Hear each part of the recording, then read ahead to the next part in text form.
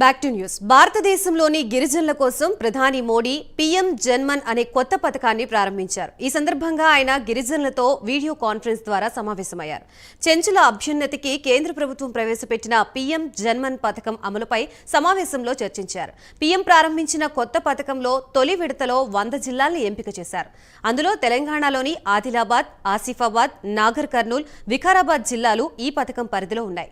ఈ పథకం అమలులో భాగంగా 18 రాష్ట్రాల్లో 75 ఆదివాసీ తెగల్ని గుర్తించి 24,104 కోట్ల రూపాయలు కేటాయించి 1,00,000 ఇళ్లని నిర్మించనుంది కేంద్ర ప్రభుత్వం.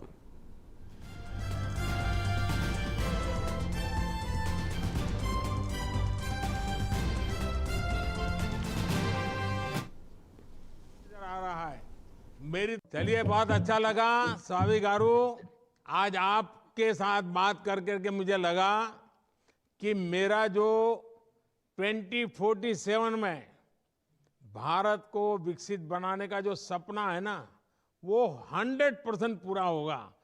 आप जैसे सामर्थ्यवान माताएं बहनें गांव में भी गरीबी में जीने के बाद भी, असुविधाओं के जीने के बाद भी चेहरे पर इतनी मुस्कान, इतना आत्मविश्वास और इतनी सहजता से सारी बातों को बताना, ये मुझे तो इसमें मेरा भारत 25 साल के बाद विकसित होकर रहेगा, ये संकल्प मुझे नजर आ रहा है।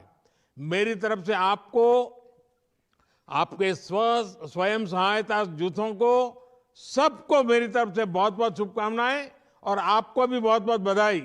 ధన్యవాదాలు సార్. మేము కూడా అదే అడగాలనుకుంటున్నాము.